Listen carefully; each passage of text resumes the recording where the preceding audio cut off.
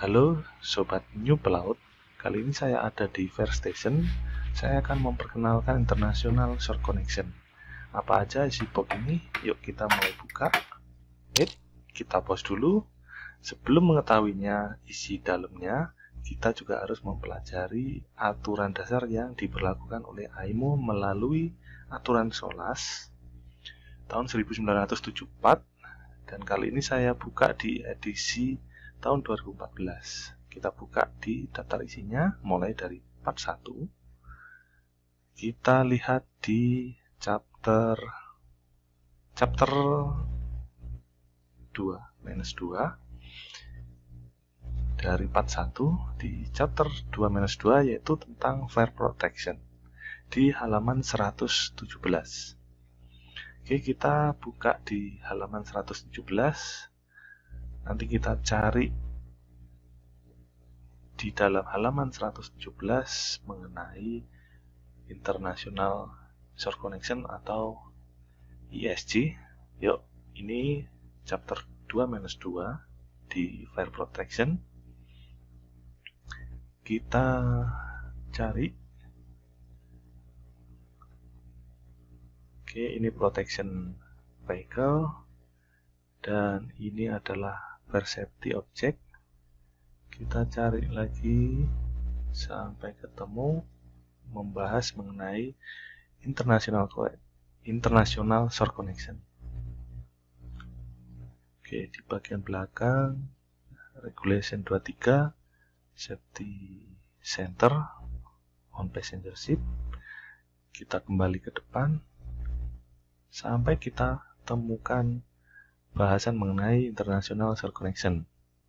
Oke, berarti kita harus ke part C Regulation 10 tentang firefighting di halaman 176. Kita cari di aturan 10 firefighting halaman 176. Yuk kita buka ke halaman 176.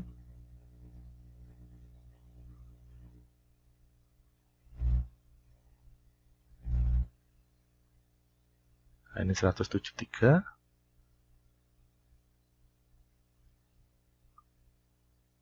177. Kita cari di 176. Nah, ini 176. Di aturan 10 kita cari bahasan mengenai International Shore Connection. Isolasi valve.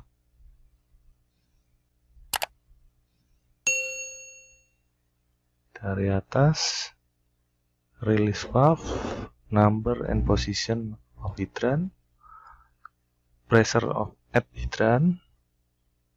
Nah, ini di 217 halaman 178 mengenai dasar aturan International Shore Connection, di mana kapal yang memiliki GT 500 ton dan ke atas itu harus menyediakan satu International Shore Connection yang sesuai dengan Fire Safety System Code atau FSS Code, dan fasilitas tersebut itu tersedia koneksinya dan bisa digunakan tiap sisi kapal. Jadi inilah dasar aturan yang diberlakukan oleh IMO melalui SOLAS. Dan bagaimana standar ukurannya nanti diatur di dalam FSS Code ini. Jadi Anda harus mengambil atau menggunakan dua publikasi ini, SOLAS dan FSS Code. Jadi di SOLAS aturan dasarnya, sedangkan di FSS Code ini adalah standar untuk ukurannya nanti di sini penjelasannya. Karena di SOLAS tadi hanya dasar untuk pemberlakuan tiap-tiap kapalnya. Kita lihat di kontennya atau isinya, kita cari bahasan mengenai International Shore Connection. Nah, di sini di halaman 4. Nanti di halaman 4 kita cari standar penjelasan dari IMO.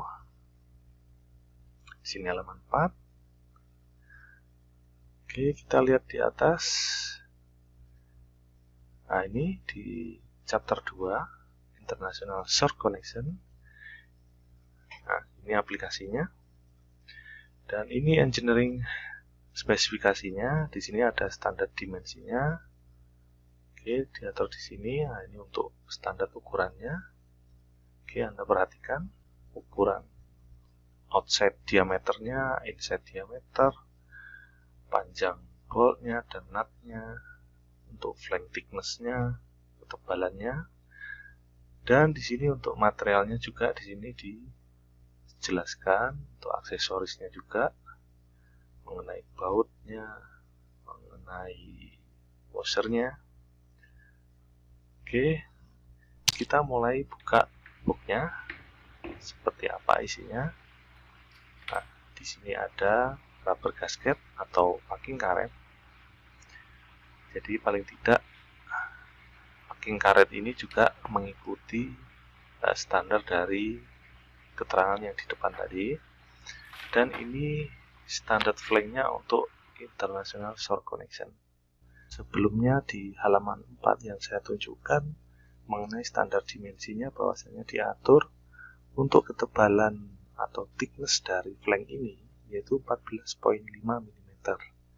Sedangkan diameter luarnya itu 178 mm dan dengan lubang diameter dalamnya itu 64 mm.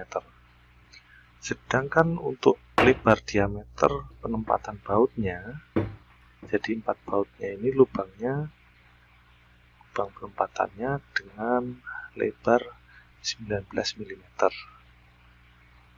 Oke. Untuk diameter antara jarak baut itu 132 mm. Dan ini adalah rubber seal-nya atau karet seal. Dan ini adalah jenis couplingnya harus sesuai dengan selang pemadam yang di atas kapal agar lebih mudah pemasangannya. Sedangkan ini adalah contoh-contoh jenis coupling yang berbeda-beda dari tiap-tiap kapal. Jadi tergantung dari coupling di atas kapal. Dan ini ada 4 baut, bolt dan washer atau baut dan ringnya.